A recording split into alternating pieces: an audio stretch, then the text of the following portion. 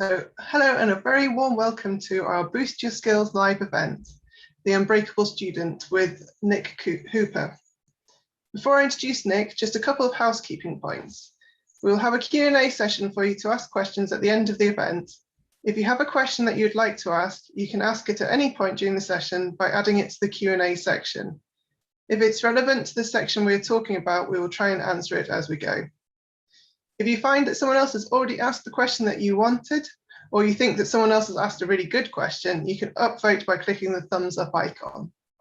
The chat is open for you to talk to each other, so please feel free to share your experiences and thoughts on what is being discussed. The event is being live streamed to YouTube, so don't worry if you think you've missed something, you can always rewatch it later, and I will share the link to the YouTube page on the chat at the end of the event. We are delighted that Nick is with us this afternoon to talk about how we can stay sane at university. Nick is a senior lecturer in clinical psychology at the University of Cardiff and has written academic articles on acceptance and commitment therapy, amongst other things. We will be talking to Nick today about his new book, The Unbreakable Student, which was published in July this year. I'm also joined today by 6 of our student ambassadors who have read the book and have put together some questions for Nick. So I would like to introduce you to Elliot, who is studying at University of Chester, Junaid, who is studying at University of Greenwich, Claire, who is studying at University of Salford, David, who is studying at Teesside University, and Isabella and Emma, who are studying at University of West London. Nick hasn't heard their questions before, so we'll be hearing them live at the same time that you do. So that was very brave, Nick. The Unbreakable Student has received much acclaim and even 100% 5-star ratings on Amazon. It has received rave reviews from therapists, parents, authors of self-help guides, and of course, students. Nick and his book have been featured in The Independent, The Daily Telegraph, and even the Daily Mail, and in magazines such as The New Scientist, The Psychologist, and Mental Health Today, as well as numerous regional media. Hopefully you're now really curious to know more about what has generated all of this interest and acclaim. Well, we are very lucky to have Dr. Hooper here with us to tell us himself. So without further ado, please give a very warm welcome to Nick Hooper. Hi, Nick. Hey, Jenny, thank you. I'm assuming you can hear me, right? I'm going to do that Zoom thing. Yeah, you can hear me. That's good. Well, thanks for that introduction. You made me sound great. You can come along to all of my talks and just introduce me just like that. That'll be wonderful. And so, shall I give a little bit of an introduction to the talk and to the book, and then after that, I guess I'll just pass it over to you, who will choose one of the panelists to ask me a question. Is that correct? Yeah. Okay, we thought we could go on in order of your sort of 6 rules. We'll work through them in that order. Okay, cool. Okay, so as Jenny said, I'm Nick, and I'm first and foremost just a human being, just like you all. And probably about, 18 years ago now, I wouldn't have been too different from who you are, sort of studying psychology at university I was. And I didn't really know what I wanted to do afterwards. I sort of just saw psychology as a generic degree, one of those degrees where I could get transferable skills. And then in the 3rd year of my degree, I came across this therapy called ACT, or acceptance and commitment therapy. And I loved it. It's a really small part of the discipline of psychology, but I really sort of fell in love with it. And so I did a PhD. And then after the PhD, then I managed to actually get a job in university. So it's not like a proper job. It's sort of, I never really left university. And so I worked at the University of Kent, and then I went to the north of Cyprus for a couple of years. If you read the book and you read chapter 4 of the book, you'll read a really interesting story about my time with gangsters in the north of Cyprus. And then I came home and I worked at University of South Wales, Warwick University, UWE in Bristol, and Cardiff University. And the reason why you're talking to me today is because I recently wrote a book called The Unbreakable Student. Now, the really cool thing about this book is that it was published with a trade publisher. So, and I didn't know this about a year ago, there are 2 great ways to publish books. First of all, you can go via an academic publisher, easy enough to publish with an academic publisher, but to publish with a trade publisher, these are the people that get exposure to like main media outlets, and they get the book into Waterstones and foils and stuff. then you've got to get an agent and you've got to get a book contract and all that sort of stuff. So I've been sort of swimming in those waters for about a year now, which feels a bit mad because I just feel like a normal human being and not like the sort of human being that can say, I've got an agent. And so, yeah, this book, I probably started writing 4 years ago. And the backstory is quite interesting, actually. And while I'm here and I've got your attention, I'm going to tell you it. So I've got a son, his name's Max, and when he was 2 years old, literally on his second birthday, Max and we watched a film, The Lion King.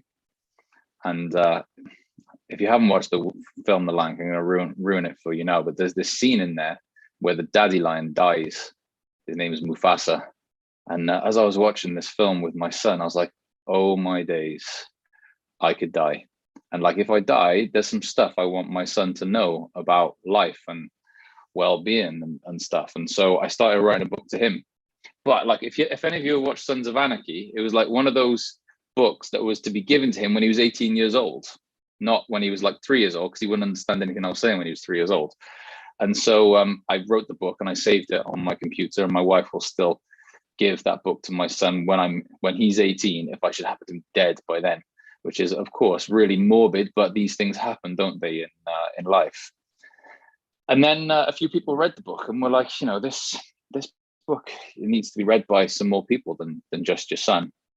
And sort of when I stopped to think about that and I read the book to my son, I was writing it to him as an 18-year-old whilst working with 18 to 21 to 25-year-olds sort of like every day, and using their experiences as examples for how to talk to my son about what he might be going through when he's that age.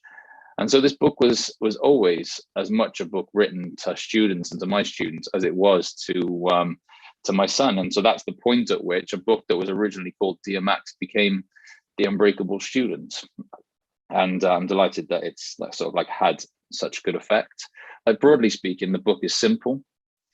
It essentially gives you 6 ways to well-being. So the chapters that I'm going to get asked questions about today are named after the 6 ways to well-being. So the things that people that are psychologically healthy tend to do. So people that are psychologically healthy, they tend to, well, chapter 2 would be they tend to exercise. Chapter 3, they tend to challenge themselves. Chapter 4, they tend to connect with people. Chapter 5, they tend to give to people. Chapter 6, they tend to self-care. And chapter 7, they tend to embrace the moment. So those are the things that psychologically healthy people tend to do. And I don't think not enough people in the world know that. If you know that, then you're like, right, I need to build those behaviors into my life a little bit more. And so, yeah, in some ways, the book is very simple. The idea is to get students to do those things, more. But the thing that's not quite so simple is most people in the world probably know that. They probably know that those things like connecting with people, exercise, and challenging oneself, they probably know those things are going to be good for them. In fact, if I came to you before the talk and said, right, just write down 6 things that you think are probably good for human beings with regards to their mental health, you would probably have come up with something close to the 6 ways to well-being. So everyone knows these things, but not a lot of people actually do them or build them into their lives. And the reason for that is because of the human mind and the complexities of the human mind. And so the book, for the most part, talks about ways of managing your thoughts and your feelings so that you can manage them in such a way that you can still do things that are important to you, like the 6 ways to well-being.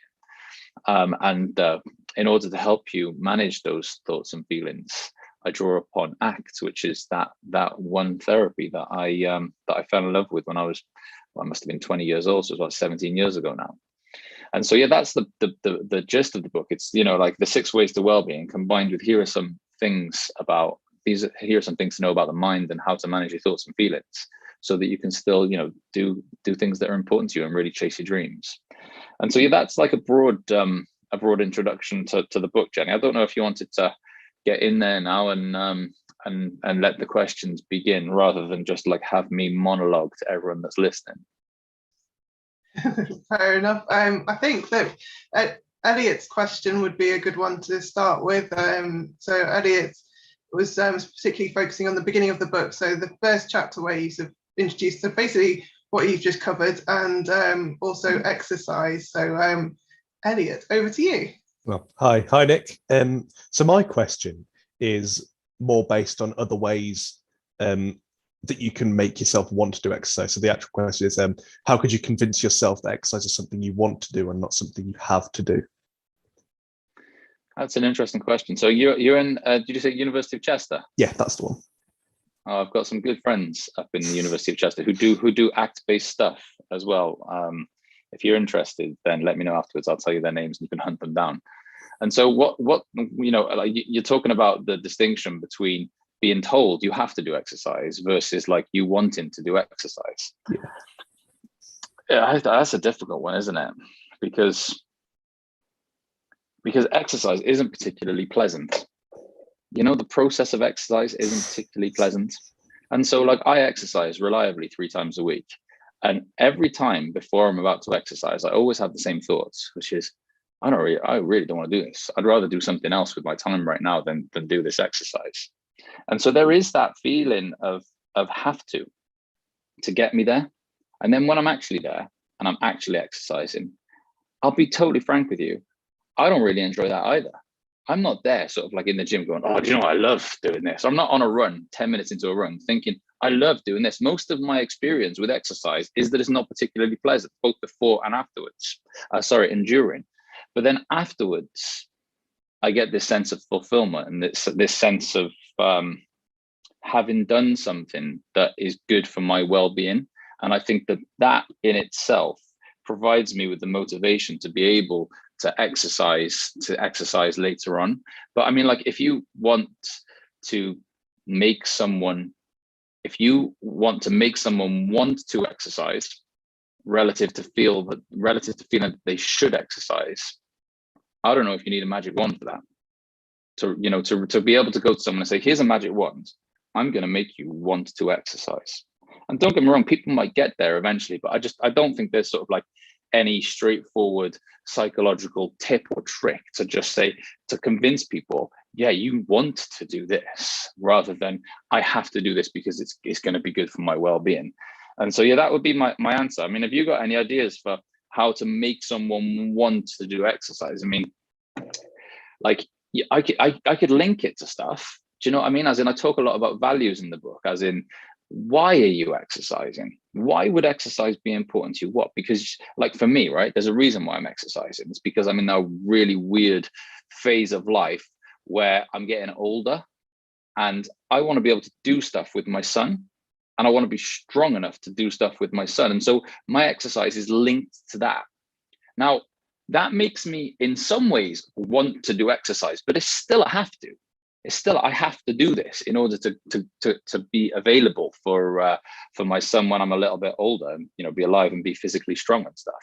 And so I it's not a straightforward thing for that. The question I always ask people is, do you have to have the feeling of wanting to exercise in order to actually exercise, or can you exercise in the absence of that thought? Because that's the thing that always happens with exercise, right? People are always waiting for like that feeling of motivation or inspiration to be able to exercise. But imagine you didn't have to wait for that. Imagine you didn't have to wait for motivation to exercise. Imagine you would understand that exercise is an important part of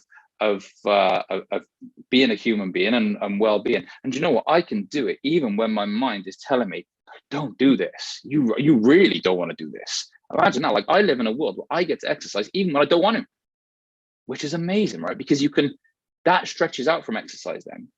I don't want to do public speaking, but I do. And by doing so, it allows my life to go like this and to open out a little bit. So like, I now live in a world where I don't have to want to do stuff. I can do stuff in the absence of wanting to do stuff. I'm not sure if that really answered your question, but I hope it did. Yeah, because reading the book, when you were talking about having I don't want to do this because it's raining or something, that's something that I like.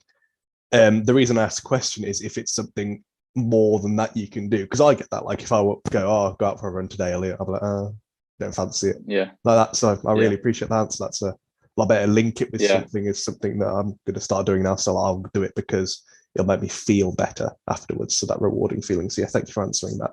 Yeah, I think so. And also, like, I think the thing about that I did in that exercise chapter was I linked those thoughts to this idea of this technique called diffusion, which is just like, we've got to slow that down, that process. We've got to be able to like spot our thoughts and be able to choose our behavior, because often we get a thought like, it's raining, I'll get ill if I go for a run, and before we know it, we're sort of like I said in the book, we're sat down with a glass of wine watching repeat episodes of Big Bang Theory. Do you know what I mean?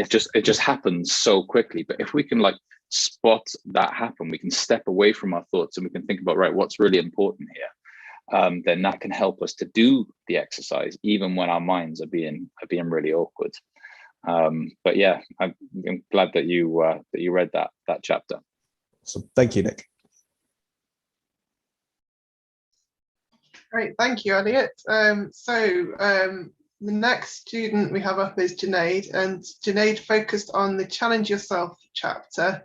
So she has a question related to that. Over to you, Junaid. Thank you. Hi, Nick.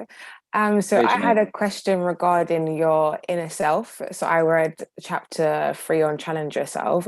So my one was about how to keep it real with your inner self and how to not let your self stories sort of take away from evaluating who you actually are. Yeah, it's interesting, isn't it? Like who you actually are. And you know what? You know, if people come to me and they say like, who are you? Yeah. Who really are you? I usually answer that for those like religious folk among you as well. Like this'll sound almost blasphemous, right? But stay with me. I almost answer it with like, I am, and that's it. I think like we get too hooked into needing to like give ourselves built-in personality traits, and we almost like we're looking for that box to put ourselves in. Like, I am this sort of person. I truly am this sort of person. And sort of the idea of personality traits in psychology, they're so fragile. There was a study that was run not too long ago where they tracked like personality traits across a lifetime. And what the main overriding finding from the research was that they totally change, which totally undermines the idea of a personality trait in the first place. And so like that, the point of that chapter is to inform people about this idea of self stories, and to inform this idea that like as we move throughout the world, we build stories about who we are. Now those stories, they come from different places. They can come from like our parents, and they can come from our teachers and whatnot, but they also come from ourselves. We can put stories on ourselves. And like I sort of wanted to undermine the truth of them. Like, how do those stories get built? And how truthful are they?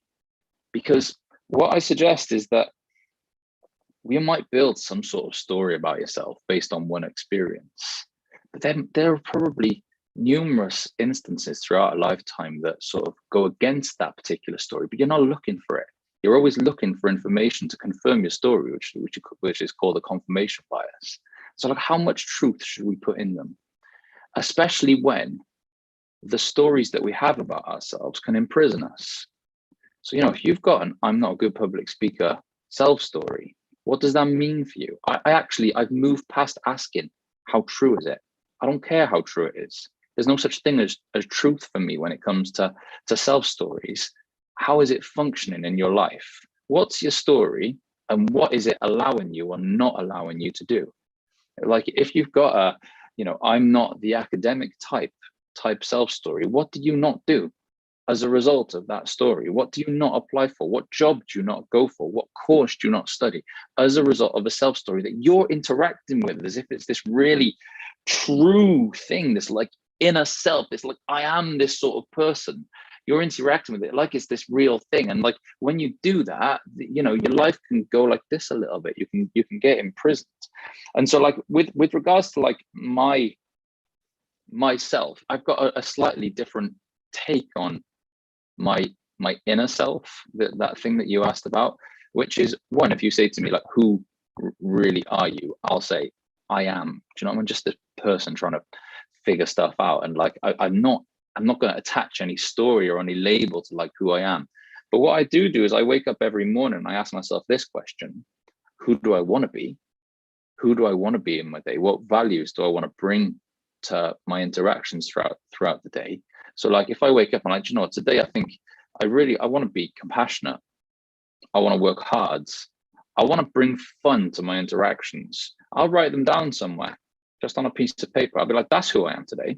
I'm going to be those things. So like, I'm almost like choosing like behaviors and choosing values that will let me know who I am, rather than like believing that there's any like real solid inner me that is going to dictate things in my life. That's off the top of my head, Janine, so it's a difficult thing to talk about, but did it make sense? That makes sense, definitely. Yeah, I found that chapter quite interesting, so hearing you elaborate on it just made perfect sense. Yeah, it's that chapter was like, so just to anyone that is listening, which I hope you're still listening, like the book gets deeper, right? So like the opening 2 chapters, they're quite light, and I try and be a bit funny, right? Because it's hard enough to get anyone to read, let alone students. So it's got to be like entertaining. I wanted it to be real and stuff. But like as you get into chapter 3, it just starts to take just starts to delve in a little bit deeper to like our thoughts and our feelings and our stories and what it means. And it gets a bit personal as well. So I talk about my experience as playing football as a youngster, and how self-story stopped me from doing stuff. And so that is always a big chapter. And I often find that people read that chapter and go, oh, isn't that interesting? Like this whole self-story thing. I wonder what my stories are, and I wonder what they mean for the things that I do with my life. So I'm glad that you read that one. Thank you. So, Jenny. Yes, thank you. Yeah, definitely self-stories thing. I think once you start realizing what you're telling yourself, you can make some big changes, but you just got to be able to find them in the first place, which is not always easy. So moving on to the next person. So we've got Claire up next, who concentrated on reading the connecting with people section of your 6 steps. So Claire, over to you. Hi, Nick. Hey, Claire. Just before I ask my question, I just wanted to say a couple of things about it. As an introvert, or I would class myself as an introvert, I found this chapter particularly interesting, about how it probably follows on a little bit from the sort of challenge yourself area if you are that way inclined, but it did give you a lot of reasoning behind why it is so important to do this connection. And the other thing that I really enjoyed about it is, even though you don't use the words unconscious bias, there's all that bit about judgment. And I thought it was really good that when you come to university, you might cross paths with a lot of different people from different backgrounds and different experiences, and just to leave any preconceived ideas at the door. I thought those 2 things I thought I particularly found very interesting in your chapter. But with regards to questions, so there was just a couple of things. The first one was when you talk about outcome engineering, I was a bit like, how do you stop? At what point do you know that becomes manipulation? Oh, I mean, that's a hard one. I mean, first of all, like, I'm glad that you enjoyed the chapter, and that whole thing about judgment. I guess we might talk about it in a little bit, but that was a big moment for me. That was a big moment for me in my life, but it was a big moment for me in writing that chapter as well, because it really forced me to think about this question, which is a massive question, really, which is, how do human beings become the human beings they become? What informs that? And what does that mean for my behavior with people? And like, I think sometimes we judge people, and when we judge people, we assign them traits that are inbuilt into those people, and we just ignore their context. We ignore who's around them. We ignore what their upbringing was. And so that gives us this platform for judgment. But when you view people as the product of their experiences that they often haven't chosen, then I think that just gives us a little bit more space to see them and to sort of like stay away from judgment, to think, well, do you know what? I don't get to judge you. I haven't walked one day in your shoes. I don't get to judge you. I don't know what your life has been like. And so, yeah, okay, right now in this moment, you might be pissing me off by saying these things, but like, I wonder what led there. And like, do you know what? Because I'm not going to be totally put out by your perspective, because I understand you're the product of your experiences. Let's talk. Let's talk about those things. So it just really gives that space for human connection, because when you look at people as the product of their experiences, you're more open. You're more open to like conversations. You just stay away from judgment of others. I think the other thing is that obviously, right, if you live in a world where you're judging everyone, you also live in a world where you think everyone else is judging you, and that's just not a nice world to live in. And so, yeah, that was a big moment for me. And yeah, it definitely stemmed from. Sorry, I'm just ranting now, but you gave me the space. Like, it definitely came from like a working class background, sort of place, sort of area. And I talk a little bit about like mental health problems in that section. And I say, what's the main difference between people that have a mental health problem and people that don't? And like you ask people that question, their go-to answer is biology, levels of serotonin. Like, no, bullshit. Like, there's no difference in serotonin levels between people who are depressed and people who aren't depressed, even though antidepressants target serotonin. Antidepressants target biological system that hasn't got a whole thing wrong with it. And then, like, you see the data showing that people that don't have so much money tend to have worse mental health than people that have a lot of money. You're just like, oh fuck yeah, of course, context. Life's harder for some people than it is for other people, and that context is gonna impact mental health levels. And so, like, when you think about the stigma that comes with mental health problems, who are we to judge someone else for struggling when a whole life has happened that has led them to that point, and we haven't lived that life? It doesn't make any sense. And so, of course, that just gives a little bit of space for compassion. Now, the first half of the chapter, I had to make light because I knew the second half was coming, and the second half was deeper, right? It talked about that gangster story and like the things that I learned from it and whatnot. So the first half, I was just like, I need to do something is just going to break the pace up a little bit. And so I talked about the principles of persuasion. And so when you say outcome engineering, I say that after talking through the 6 principles of persuasion that a guy called Bob Cialdini described in a book called Influence. And these are essentially, they're ways of influencing people. So if you give something to someone else, for example, they're likely to feel obligated to give something back to you. These are like simple rules of persuasion that have been built from like the social psychological literature over a number of years, and you see them everywhere. So, like, for example, right, one of them would be social proof. So if you're in a situation where you don't know what to do, you'll often look to other people's behavior. But like, people can use that information to increase the chances of things going their way. And like, I can illustrate it for you really easily, right? If you go on Amazon, what do you look at when you go to buy something? You look at the stars, yeah, because that's social proof. That's letting you know a bunch of other people have bought this product. But what if that company that is selling that product knew that?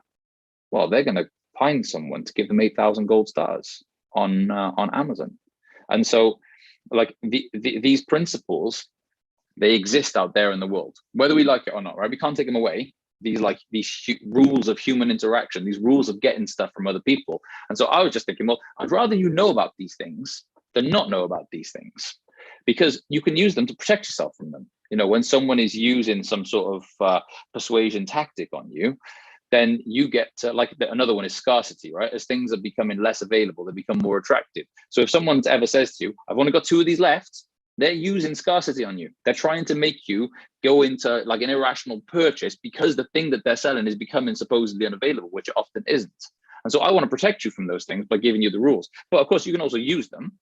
So if you're, if you want your housemate to do the dishes or something, you can easily sort of like use these principles on them, right? Like, one of them is commitment and consistency. Like, if you make someone go on record, they're likely to follow through on it. So you say, oh, promise me you'll do the dishes later. If they promise, they're more likely to do the dishes later. So you can use these things as well. Now, the point at which outcome engineering becomes manipulation, that is down to personal preference. What I would say is, if you want to sleep at night, then I would only be using these principles for good. But if you sleep at night pretty well already, You know, people do bad stuff all the time with scientific principles. Yeah, with psychological principles, they do bad stuff with them all the time. Like that is something that that almost like can't be controlled. And so I think that answers your question, Claire. Yeah, so it's down to the individual. I think so. But I covered that information just to try and like protect you from, look, these are the things that people are gonna do to try and convince you to do something. But yeah, I mean, like in some ways, I use them. Well, even with the book now, like I know as a non-famous author that it's going to be really hard to build momentum for a book, and I know that 5-star reviews, the Amazon reviews matter, right? Because when you go to Amazon, you look at the reviews, you look at whatnot. And so like with some of those reviews there, I've asked people, I've said, look, you've read the book. If you like it, can you go and leave a review, please? Like I'm actually soliciting that because I understand the concept of social proof. So, you know, it's not as if I'm over here in sunny Wales, like not using these things in the way that I interact with the world, but I'm not using them for bad. You know, I'm not using them for bad purposes. That's because I want to be able to sleep at night. And I just had one more question, sort of linking back to what you talked about a bit more with the judging side of it. One of the tasks that you set, task 2, is all about sort of like asking questions to people that you don't know very well. Now, as an introvert, I would probably struggle trying to drop those in a conversation, and just wondered if you got any tips or techniques on how you might approach that. You couldn't go in cold, as in you couldn't just in your first seminar start asking people these questions to people that you don't know. Do you know what I mean? So like you probably be doing this with people that you know well enough to be able to sit down and have a coffee with them. And you would probably even need to set it up, otherwise it might come out of the blue. You might even want to give a signpost like, do you want to ask you some questions? They're going to seem a little bit weird, but you know, I'd like to ask some questions that are going to be a little bit out of the box.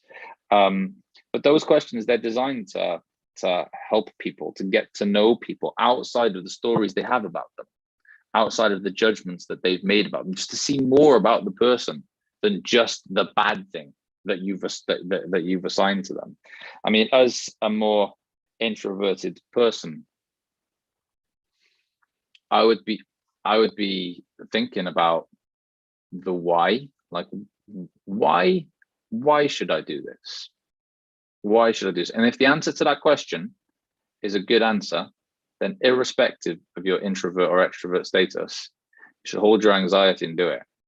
And like, you know, that's the thing often, like, especially in social situations, we have anxiety about social situations that we feel we need to not have. And then in order to avoid our anxiety, we avoid the social situation. So for example, right, you might be in a situation where you're like, do you know what? I really value this idea of connection. I'm going to try and connect with this person. And so I'm going to ask these questions. And you're walking over to the table. Now your heart is going to be beating fast. Your palms are going to be sweaty and your mind is going to be saying, this is not going to work. They're going to think I'm really weird. All these things are going to happen for you, right? Now, if that anxiety and that discomfort is something you can't have and you can't hold, that you need to avoid, you're going to turn around and go and watch Netflix.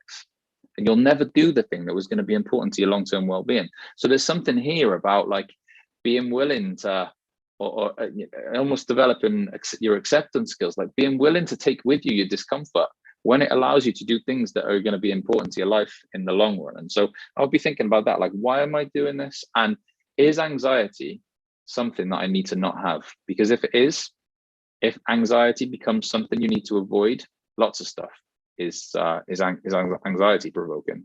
And like, if you've got to avoid it, your life, it goes like this, right? Your life just gets a bit smaller and a bit smaller and a bit smaller.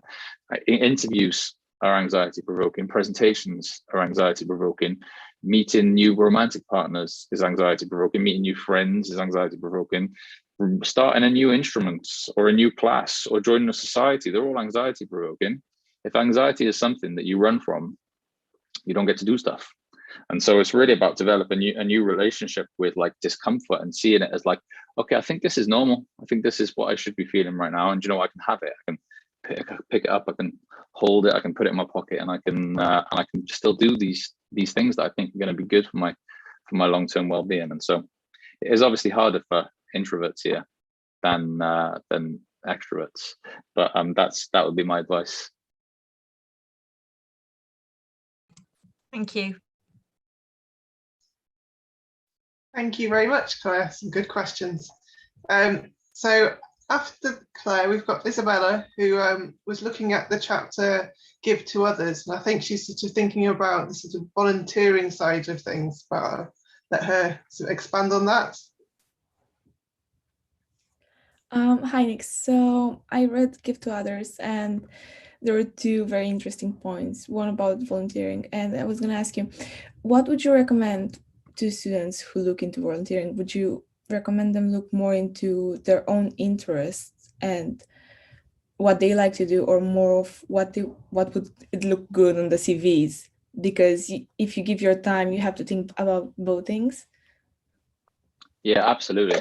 Yeah, absolutely. So like, you know, if you were my students at my university and you were looking into volunteering, I would say, right, if you want to be a clinical psychologist, go and find some volunteer work within like a therapeutic setting. So like start working with people, go to a charity and start working with people therapeutically, because do you know what? That's going to allow you to go into a master's course afterwards, or it might allow you to get a job in an IAP service, or it might allow you to get on the DClin psych, which is the way that you can become a clinical psychologist. I think that the inherent problem with that is you always know why you're doing it. Yeah, you're not doing it really to give to people. You're really doing it because it's going to benefit. You know, like the lines are fuzzy between those two situations. You could well find yourself in a situation where it feels meaningful and it feels like you're contributing to the lives of other people in that setting, and it's also going to bolster your CV. But if it feels too much like you're doing it for the reasons of your CV, you're probably not going to experience any major well-being boosts as a result of it. And so, yeah, there's no like right or wrong answer with that. You know, even if it wasn't for building your CV, imagine you're out there and you're studying like computing or something. You know, you could still go into volunteering, and it'd be purely for this giving aspect to other people, giving your time, giving your money to people. And I think that then you would be getting a boost. And so you've only got so much time as students. That's the other thing. And so like, it's not as if you could go, do you know what, I'm going to do this load of volunteering for my well-being, and I'm going to do this load of volunteering for my degree, because then how are you going to fit in your lectures and your seminars and your essays and your exams and all those things? And so sometimes stuff's got to take a hit, and maybe this is just, you've got to be pragmatic. Yeah, so maybe you go home in the summer, maybe you haven't got a whole lot to do, and maybe during that time you go and volunteer at a dog's charity. Okay, but you know, that's the time to do it. And so you've got to be strategic in the way that you do it as well. Yeah. What was your second question? So you mentioned relationships, and it came at the perfect time because I just talked to a classmate a few weeks ago, and they mentioned they've never had a relationship and they won't be able to have one in university. And we were stuck on what kind of advice would we give them for after, if it's too late, or what psychological effects does that have on a person? That they can't have a relationship. And what was their reason for not being able to have a relationship? Parents. It's what? Strict parents.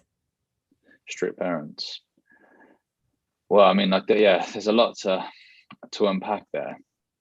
So like within the chapter, it was a big chapter for me, this as well, especially because you know, you saw the stuff about my dad and my relationship with my dad in that chapter, right? That's deeply personal stuff.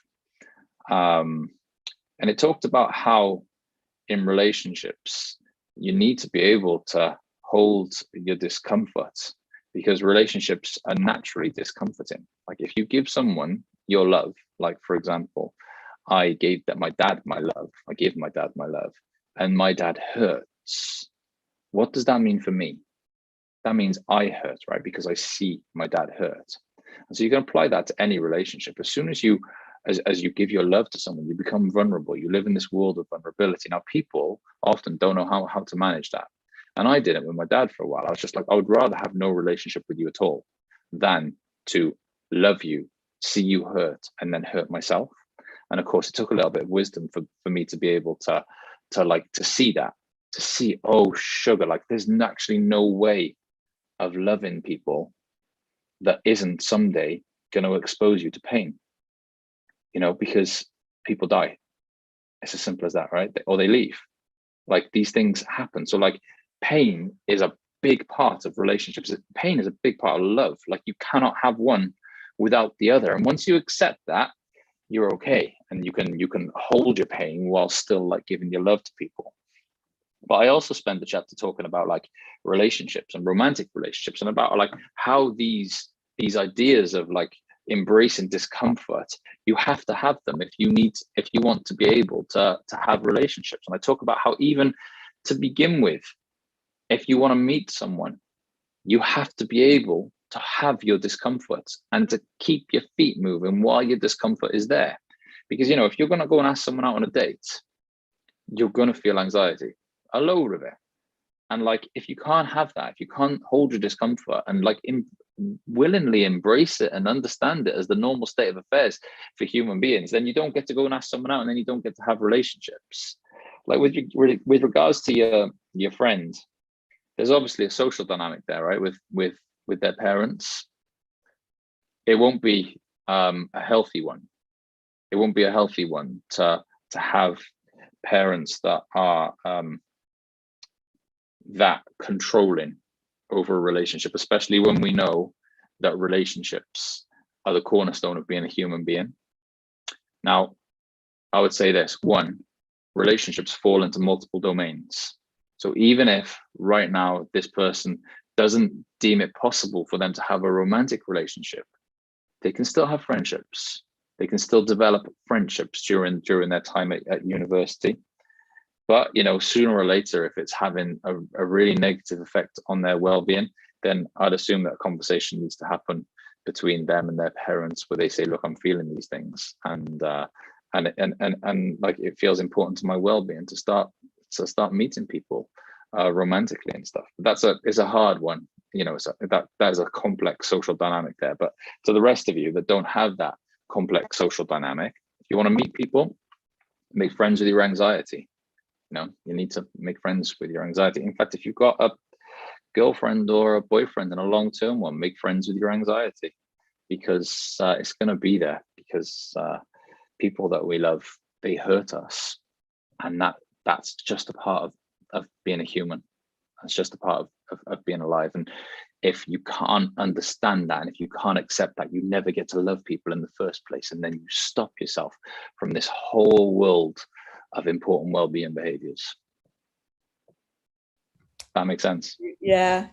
I'll pass the message. Good. Though. You should do that. Thank you very much. Okay, so moving on from give to others, we move on to practice self-care.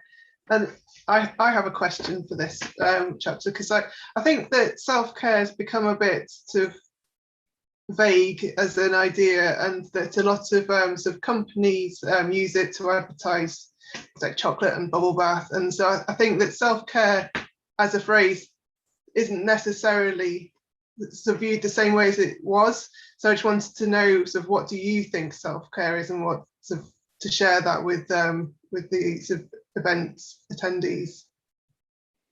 Yeah, I break it down in a lot more simple terms, which is there are certain things that human beings do that are like anchors when storms come. These are really evidence-based well-being behaviors that when you put them together, they come under the umbrella of self-care. And so one of them would be exercise. Like exercise is an easy thing to do, right? It doesn't naturally align itself with self-care, but it is one of those well-being behaviors that functions like an anchor that keeps you going when bad times come. The other one that goes out of the window when bad times come is sleep. And sleep is just a massive predictor of well-being in human beings. And it's also, like I've got psychologist friends who will have people come to them with hallucinations, and their first question will be, are you sleeping? Because sleep is that important to like human functioning.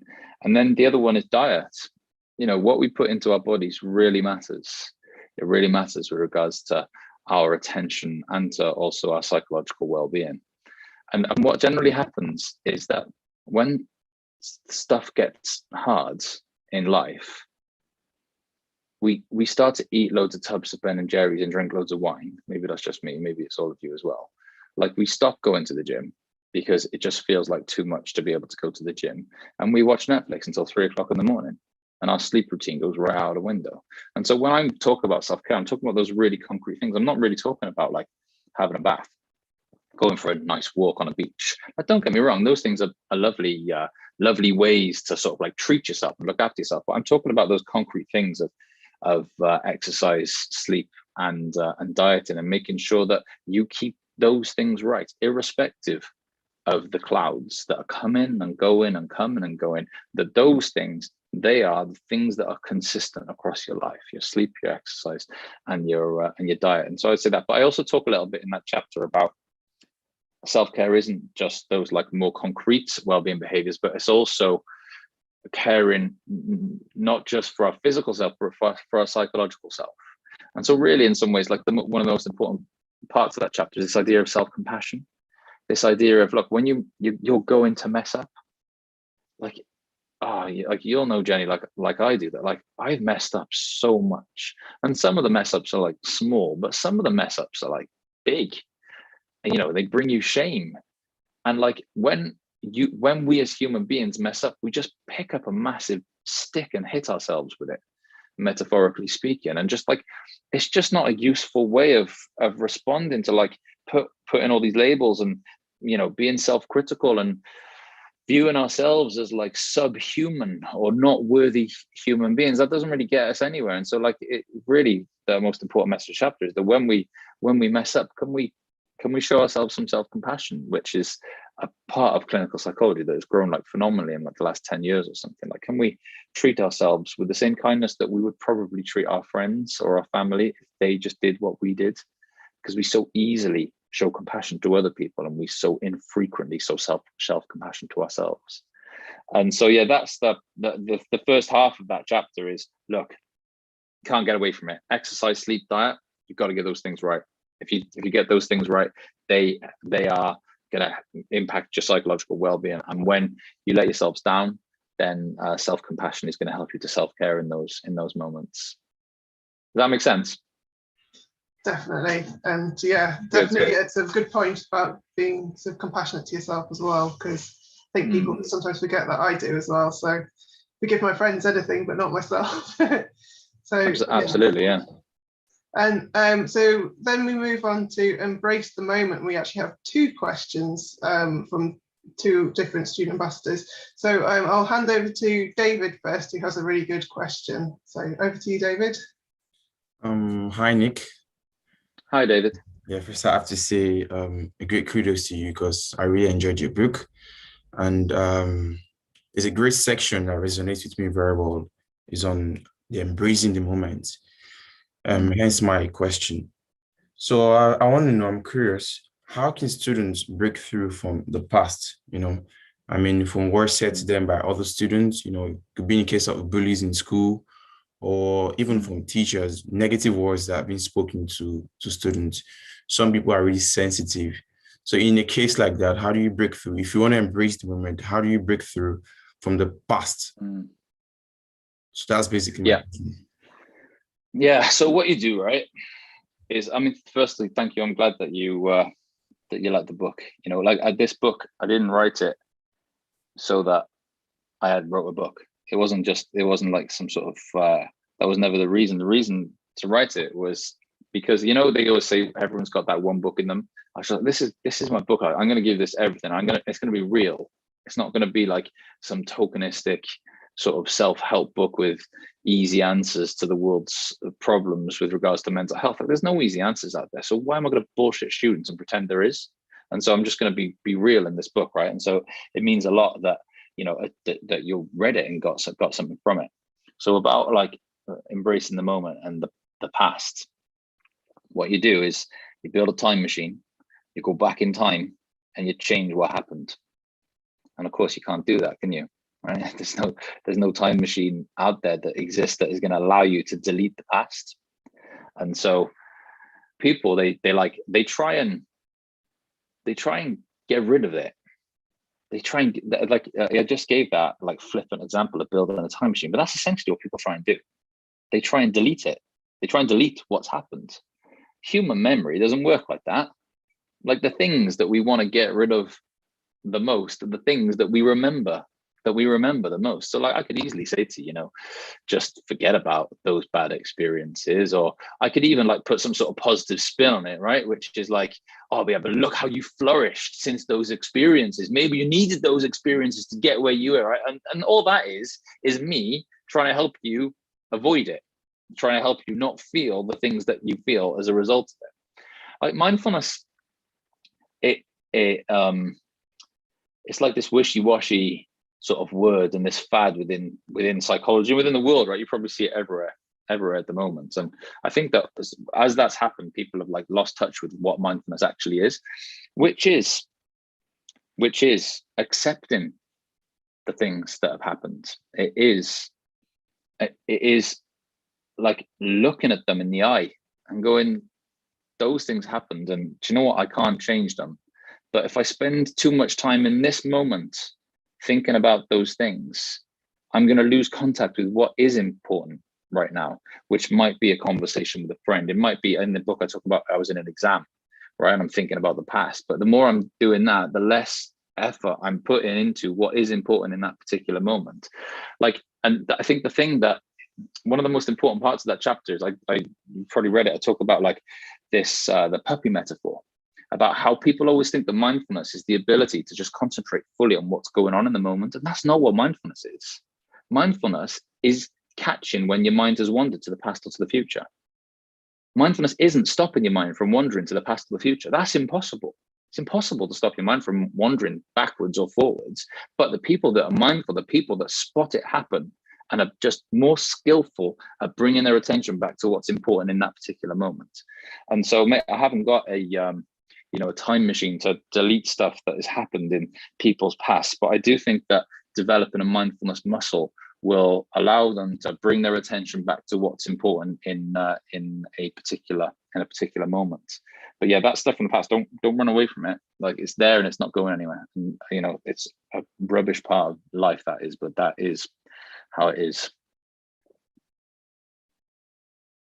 Thank you very much. And David, was there another question there as well, or was that just was that the one? That was the one, yeah. It was just the one, wasn't it, David? I think. And cool. we've got Emma as well. Emma's got a question on embrace the moment as well. So good, that will be where you will think his second question. Hi, Nick. So my question was about the sort of meditation section. I think often, for me, like when I need meditation is when my brain goes, no, you've got too many things to do, because it's that busyness that you need meditation to still.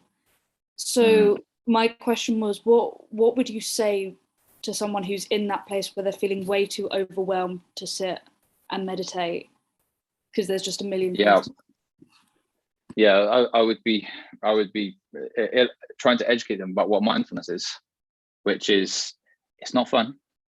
People always think mindfulness, they think of like a monk on a pillow, just having a great time, just looking really chillaxed and whatnot. And that's actually not what mindfulness is. Mindfulness is discomforting. It's not easy.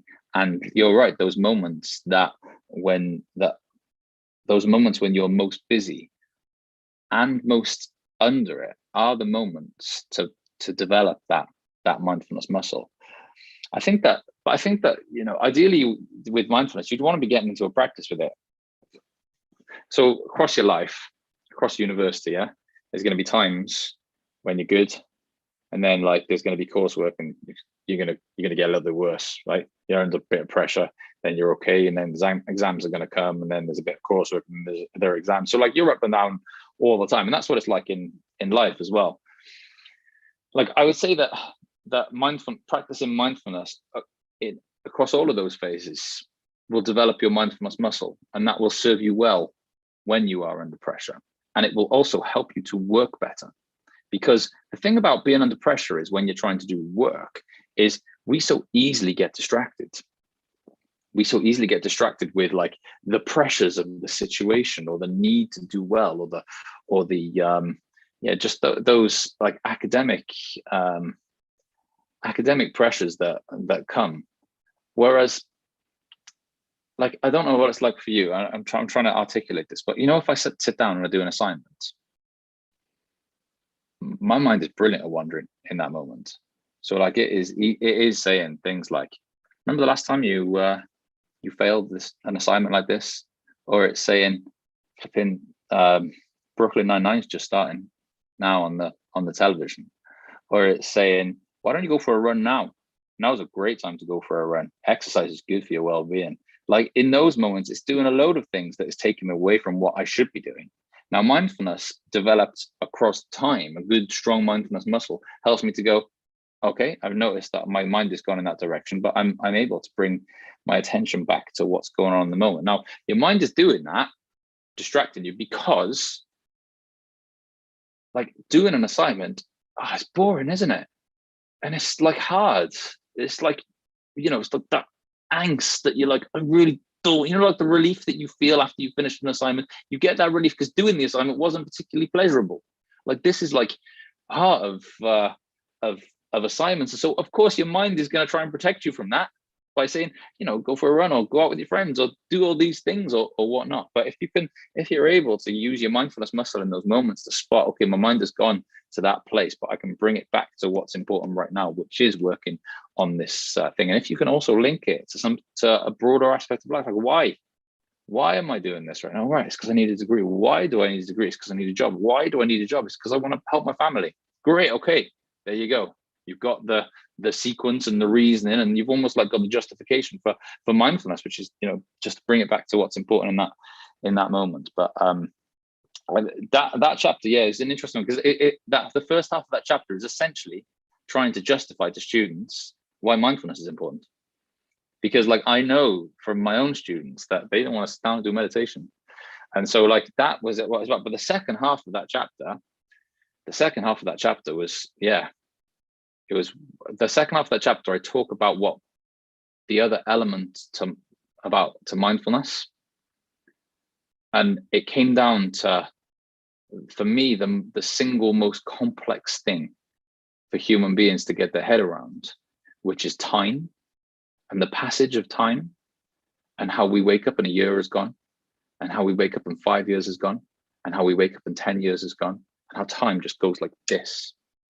And so it sort of, and like I remember when I was writing this this chapter, like I was writing it in a caravan in West Wales, and I was writing about the film About Time, and About Time really clearly illustrates this idea that time goes in one direction, you can't go backwards. And it was a really emotional film. It talked about the relationship between the father and the son. At the time, Max, my boy, was young, and I was like crying my eyes out in this caravan, but it was okay because nobody saw me. I was all by myself. And then like some random other caravan person knocked on the door because they needed to give back like a tennis racket or something. And I've opened the door, I'm in like streams of tears, and this poor person is just like, there's the tennis racket, and just like turned around and left, because they're just like, what have I just walked into there? But like this idea that like time goes in one direction is heartbreaking. We cannot go backwards. Yeah. If anyone out there has lost someone, what would you give to go back in time and just be with them for one more day? Right? You can't do it. You can't do it. It's gone. The time is gone. You only ever going forwards with regards to time. So if there was ever justification for being in the now and for appreciating with curiosity, like the beauty that surrounds us right now, I'm really trying to grab and embrace the moments that we have right now, then at least in 10 years time, when we look back, we can go, we tried, we gave it everything. We were there. We were there trying to grab those moments. So mindfulness isn't just about developing useful attention skills so that you can do well in exams and on your coursework and stuff. Like you develop your mindfulness skills so you can spend more time now, like in these moments that one day in the future, you're going to be longing to be back. You're going to be longing to be back here. Like me, I'd love to be where you are now. And my parents would love to be where I am. And my grandparents would love to be where my parents are. Everyone wants to go back to certain times, and we can't do it. And so developing a mindfulness just helps us to really embrace what's going on now for us, with the knowledge that time's ticking away, and there's nothing we can do about that. Yeah, and so that's my answer to your question, Emma. And I'm glad to see your camera on as well. Thank you. No worries. Well, that's the end of our student ambassador questions, but we do have a few questions that our attendees have asked. So we've got a question from Leanne, who says, does the book address ways to realign these aspects, or is it more about awareness and advocating for these to be key focuses in everyday life? Yeah, so they're instructional. So like at the end of every chapter, there are like ways to work on the things that are talked about in the chapter.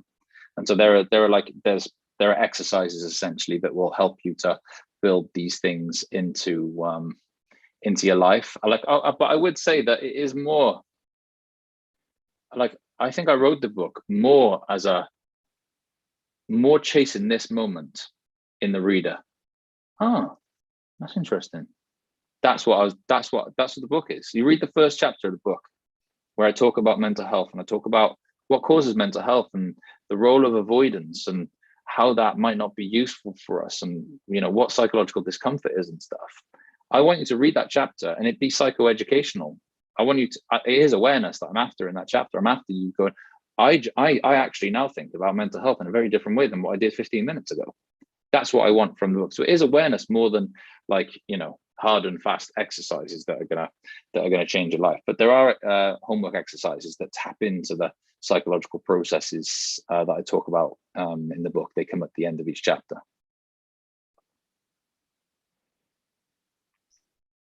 Thank you. And Leanne said thank you as well on the chat.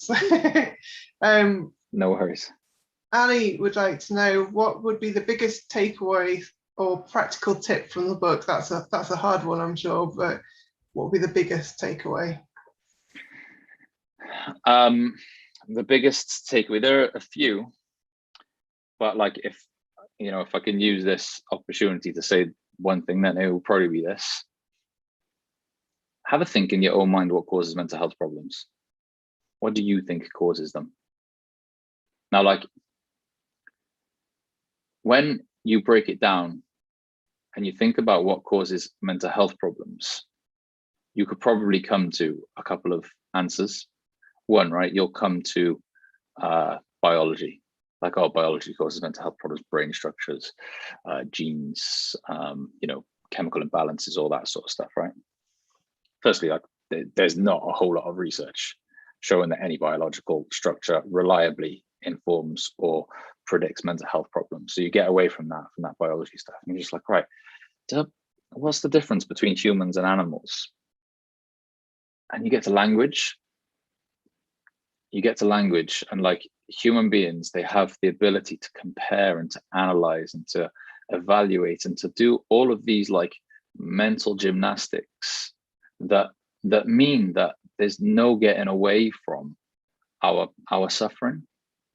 And then what you get to is life, and you're just people lose their jobs, people lose their families, people struggle with spirituality, people find themselves in the middle of a world-changing pandemic.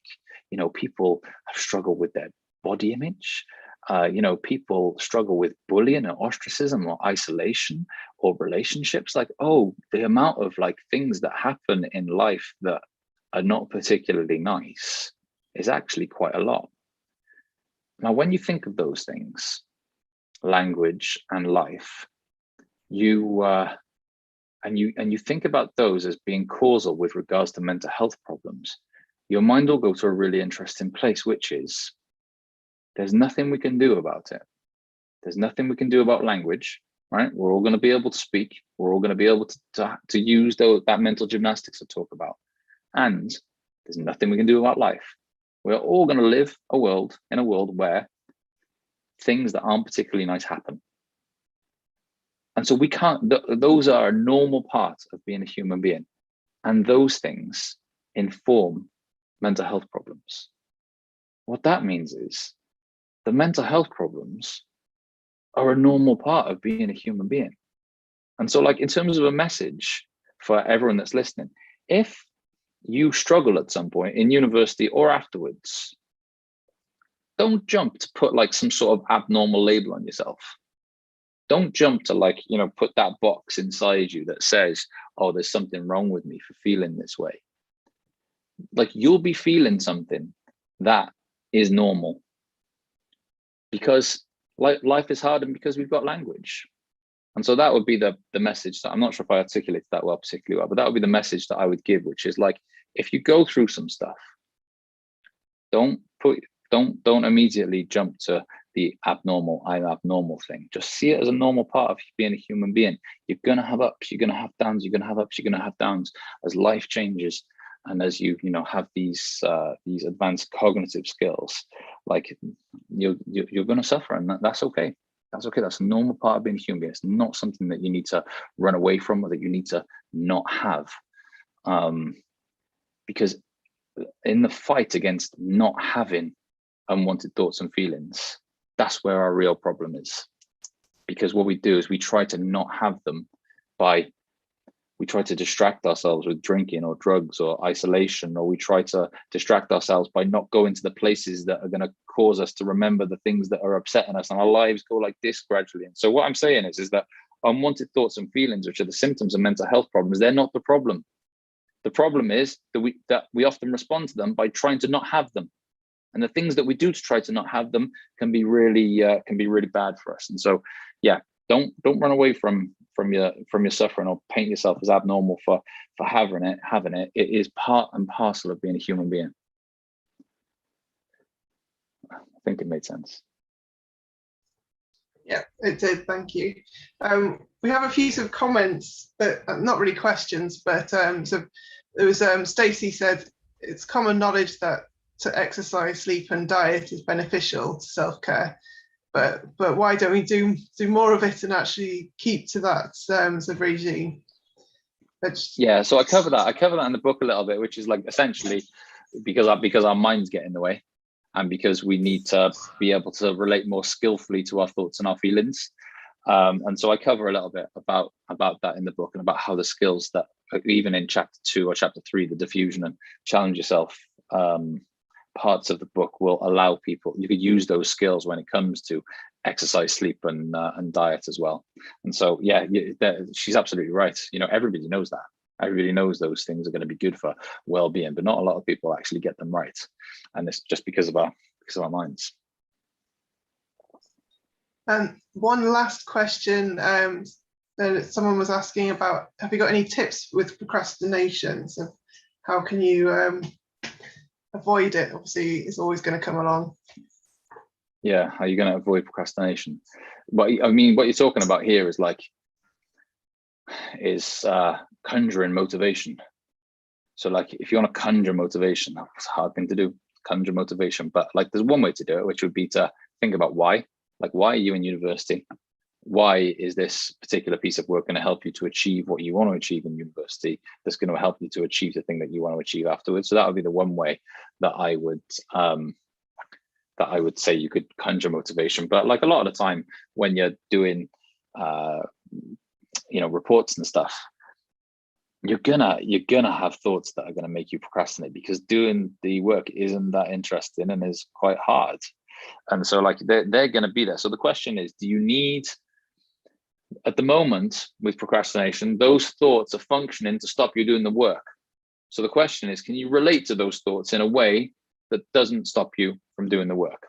And that's what the book is like, talk about diffusion and willingness and mindfulness and acceptance as skills that are gonna allow people to interact with those thoughts in a more useful way when they come along. When you're just about to start the work and you have the thought, I'll just check Instagram, or I'll just check Twitter. Can you develop the skills to be able to spot that happen, to notice it happen, and to still continue with the thing that's in front of you at that moment? It's a skill that will take time to build up, but it's essentially about like there's no way to stop the thoughts that come before procrastination. So it's about interacting with those thoughts more flexibly and in a more useful way, so that the result of those thoughts isn't procrastination. Great. I think that we have come to the end of the questions. So well done. You didn't say I don't think at all throughout that. So that's very good, considering you heard all of those brand new. And thank you very much. They were great questions. Like some of those questions I haven't been asked before, and so and it was off the top of my head as well. And so there's always that risk, isn't there, that I don't make sense when I answer questions off the top of my head. But it felt like the more authentic way to do it. And of course, like the tone of the book is authenticity, right? It's to be real. And so I don't want to be here doing some sort of rehearsed talk for you all, because that limits me to you, and that's not really what I wanted with this. And so it was risky, but I hope it was real, even if it didn't make sense sometimes. Well, we're getting lots of thank yous on the chat, so I think it went down well with our attendees as well. So thank you very much for your time and for sharing some of your experiences with us. And if anyone